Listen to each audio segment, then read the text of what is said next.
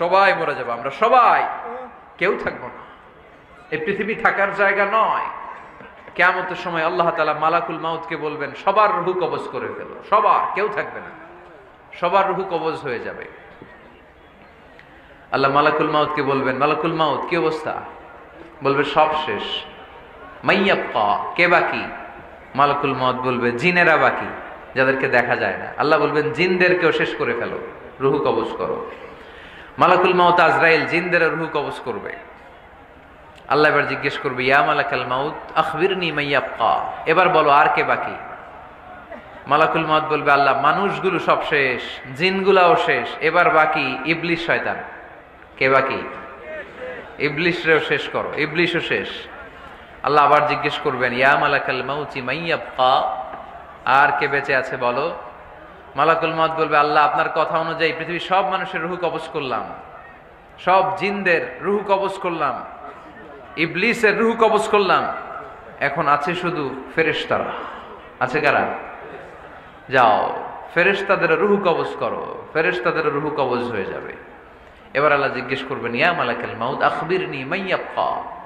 মালাকুল মাউত বলবে, আল্লাহ আপনার কথা মতো ধরে ধরে সব শেষ, ফেরেশতাও শেষ, 4 জন ছাড়া।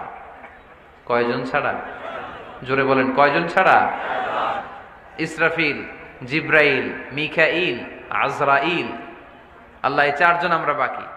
আল্লাহ বলবে, যাও ইযহাব ইনতালিক ইলা জিবরিল ওয়াকবাদ রূহা, জিব্রাইলের রূহ কবজ করো। ইযহাব ইলা ইসরাফিল ওয়াকবাদ রূহা, ইসরাফিলের রূহ কবজ করো। ইযহাব ইলা মিকাইল ওয়াকবাদ রূহা, রূহ কবজ করো। ওই 3 ফেরেশতাও শেষ। এবার আল্লাহ তাআলা জিজ্ঞেস করবেন, ইয়া মালাকাল মাউত আখবিরনি মাইয়াবকা, হে মালাকুল মাউত আর কে বাকি আছে বলো। মালাকুল মাউত বলবে, আল্লাহ আপনার কথা মতো মানুষগুলো শেষ, জিনগুলো শেষ, ইবলিস শেষ, আমার বাকি 3 ভাই ইসরাফিল, মিকাইল, জিব্রাইলও শেষ, শুধু আমি, শুধু আমি। আল্লাহ বলবেন, কেউ নাই? মালাকুল মাউত বলবে, না আল্লাহ কেউ নাই। এবার আল্লাহ তাআলা বলবেন, মালাকুল মাউত তুমি তো সবাই রে মারছো, এবার তুমি মরো,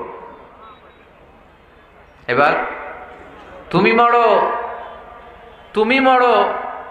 শোনার সাথে সাথে মালাকুল মাউতের কাঁপুনি ছুটে যাবে, খিঁচুনি এসে যাবে ভয়ে। আল্লাহ বলবেন, কাঁপুনি দিয়ে তো লাভ নাই, কারণ কুল্লু নাফসিন যায়িকাতুল মাউত। রাব্বুল আলামিন বলবেন, মালাকুল মাউত কেঁদো না, এটাই দুনিয়ার বিধান, আমি আল্লাহর দেয়া বিধান, এটাই, জন্মালেই মরতে হয়। যাও, জান্নাত জাহান্নামের মাঝখানে একটা জায়গা আছে, জায়গাটার নাম হলো আরাফ। এই আরাফের মধ্যেখানে যে দাঁড়াও, ওখানে যে মালাকুল মাউত কাঁপতে থাকবে। মালাকুল মাউত বলবে, আল্লাহ সৃষ্টি শুরুতে যদি জানতাম, সৃষ্টি শুরুতে যদি জানতাম সবাইকে মৃত্যুদান করার পরে, রূহ কবজ করার পরে আমাকেও মরতে হবে, তাহলে এই কঠিন দায়িত্বের ব্যাপারে আপনার কাছে ক্ষমা চাইতাম। আজকে আমারও যে ভাগ্য বরণ করে নিতে হবে সৃষ্টির শুরুতে, আমি এটা কল্পনাই করতে পারি নাই। আল্লাহ বলবেন, নো টক, মুত, ইয়া মালাকাল মাউত, মর, মরে যা, মুত, মরে যাও। বলার সাথে সাথে মালাকুল মাউত এক বিকট চিৎকার হাঁকিয়ে মরে যাবে। মালাকুল মাউতের চিৎকারটা সেদিন এত ভয়ঙ্কর হবে, বিষ্ণু ঈসা ইসলাম বলেন, ওই চিৎকারের আওয়াজ যদি পৃথিবীর মানুষেরা কান দিয়ে শুনতে পেত, তাহলে কিয়ামত সংগঠিত হওয়ার জন্য আলাদা করে ইসরাফিলের সিঙ্গার প্রয়োজন হতো না। ওই চিৎকারের আওয়াজে প্রতিটা মানুষ কানের পর্দা ফেটে ওই জায়গায় লাশ হয়ে পড়ে যেত। এবার ডানে বায়ে সামনে পেছনে উপরে নিচে কেউ নাই, একজন ছাড়া, জোরে বলতে হবে তিনি কে? আল্লাহ তখন পৃথিবীকে একটা ডাক দিবেন, বলবেন, ইয়া দুনিয়া আইনা আনহারুকি, এই পৃথিবী তোর নদীগুলো কোথায়? ইয়া দুনিয়া আইনা আশজারুকি, এই পৃথিবী তোর গাছগুলো কোথায়? বটতলা।